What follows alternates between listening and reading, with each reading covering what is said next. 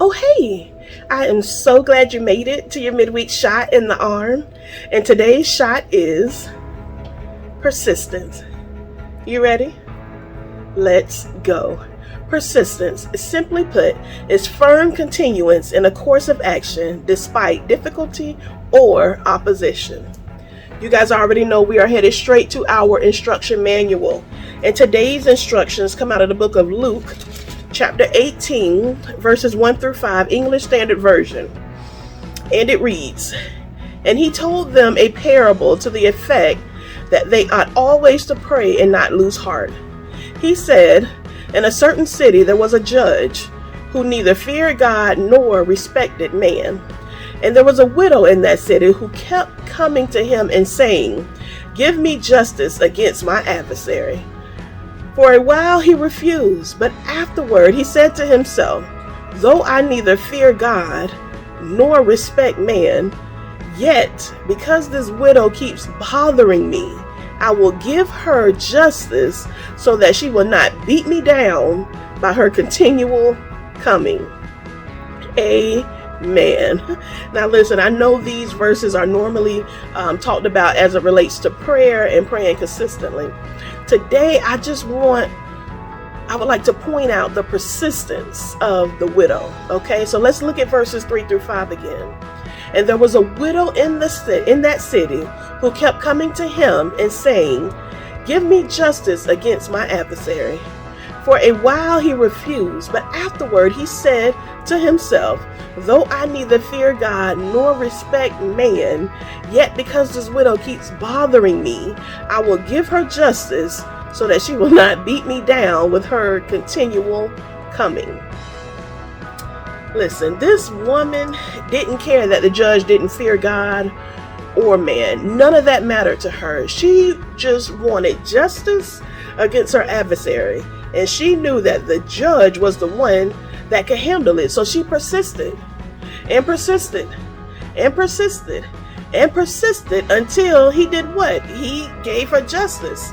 And it's not because he cared about her or what she had going on. None of that mattered to the judge. Her persistence drove him to give her justice in spite of how he felt about her, in spite of how he felt about God, in spite of how he felt about man. He just wanted her to leave him alone.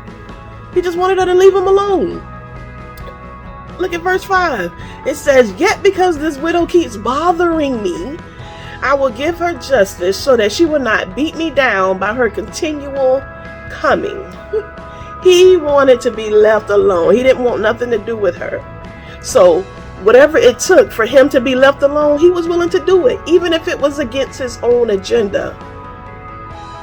The man did not fear God. He did not fear man. He did not care about people like that. But her persistence was enough for him to say, "You know what, here, let me just give you justice, because clearly you're going to keep coming back." She was persistent. Now follow me as I transition and get us out of here.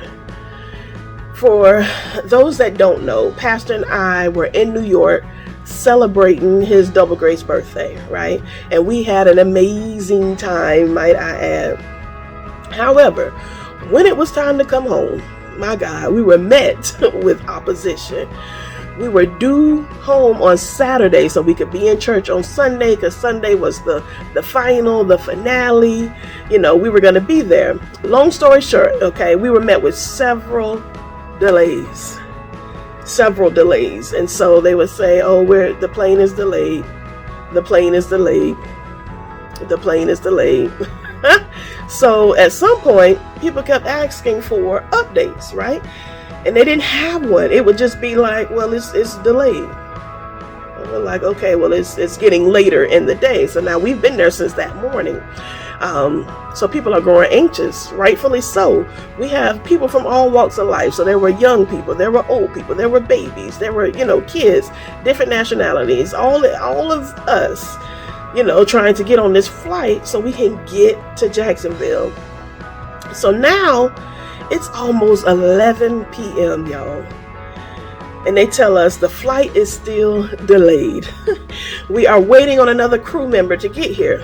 So quite naturally, People are like, okay, well, when are they coming? You know, when do you expect them to be here? Kind of give us something to work with, right? Just logical questions that you would ask, and you've been waiting in the airport all morning, and now it's 11 at night. So they say, we're working on it. We're like, you're working on it. We need more, right? And so they say, well, hold on, we're going to give you some vouchers. Go grab a bite to eat. We're working on it. We're going to get some concrete information for you. So I'm like, all right. You know, so they give us vouchers. So I'm optimistic, right? So I'm thinking, you know, all is well. Everything's going to be fine, right? So I make a date out of it. We go and get pizza. I say, oh, we're on this pizza date in the airport and all of this. You know, I'm just holding on, right, to that hope. We eat our pizza, we drink, we laugh, we make our way back down because surely, right? Surely there's an update. And then it's announced, we have some concrete news for you. I'm like, okay, great. Your flight will be leaving at 7 a.m. on Sunday morning. I'm like, come again, say what? Say what now? So you can imagine the uproar that took place with that announcement, right? So pastor goes up to speak to the hostess and let her know, you know, who he is and whatnot, and that he just wants to make sure that the flight will be leaving. Otherwise, we'll need to make other arrangements. And they assured him, oh, no, we'll be leaving at 7 a.m. So we're like, okay. So now we're weighing our options. We have no transportation. The nearest hotel was hours away with only a few rooms, not to guarantee us any room. So what did we do? We stayed the night at the airport. Just the two of us. Well, of course, and everybody else that was on that flight. So you heard me right. We stayed the night at the airport. So we're just trying to get through the night because, you know, we'll be going in the morning.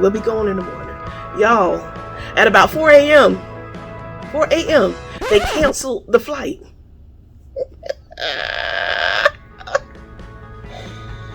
They canceled the flight. It was mayhem. The people were going ballistic. We tried to get another flight, and they only had flights for late Monday afternoon and Tuesday morning. So you know me, I'm like, I'm sorry. Yeah, Monday, like the next day. Oh no, that's not gonna work for me. We have to leave today. Like we actually need to leave now. Do you have anything now? And the gentleman swore, you know, there aren't any other flights. There's nothing else we can do. So another person requested the manager, and they were like, it doesn't matter. The manager's gonna tell you the same thing, so on and so forth. However, when the manager showed up, she was able to make something happen for a few people. So I'm standing in the other line. I'm like, well, shoot, do we need to be in her line? Because it seems like she's making things happen. However, he gives us our ticket. It's for Monday afternoon. Pastor's like, you know what? It's fine. We're going to miss service anyway. We just need to get settled. We got to figure things out. But my spirit, y'all, was like, no, we need to leave today. We need to leave today. Because you got to think about it. We're leaving late Monday afternoon. Where are we going? We done been at the airport all day. We got to check in somewhere. Check in until the afternoon. You know, there were so many things going through my mind, but my spirit kept saying, hey, today. So I said, you know what? Let's ask someone else to look. And they looked and basically told us the same thing. I said, okay, well, let's go up to the Sky Lounge because I know, we could talk to someone up there and see if they can book some flights for us. We go up there, and the person we're talking to, they can't seem to find anything. So I look and I say, excuse me, she needs your help. And so the lady asks what's going on, and we kind of briefed her a little bit on what was going on. So she says, come over to my desk. What y'all think happened? What y'all think happened? So I spoke up to someone that I knew could make something happen. Just like the widow woman kept going to the judge because she knew he could give her justice. I did the same thing once I realized that, hey, okay, these people in these different colors have different authority. Come on now. Once we got to her, she was like, okay, let me see what else I can do. Hold on, let me make this happen. Oh yeah, I can get you here to here. Oh, I can do that. Listen, y'all. She was able to find us something to fly us out. that day when nobody else could find anything. She was able to find us something. We were persistent. We had to be persistent. We had to keep at it. We had to keep asking. And then we finally got to the person who could do what? Make something happen. So listen, my God. And that's the short version, okay? And y'all will probably hear this story. I don't know how long you'll hear it, but we're traumatized. However, what do you need to be persistent about? What have you decided to throw by the wayside? What have you given up on? Maybe you didn't get the answer you needed the first time, the second time, even the third time. Maybe you were denied something that you felt was owed to you. Come on. Have you allowed your emotion of not getting a yes deter you from being persistent? Let me encourage you to try it again. Go about it again. Reevaluate. Approach it again. Be persistent. That persistence pays off. Okay? Now remember, this shot is for you. So maximize your shot of persistence. Until next time.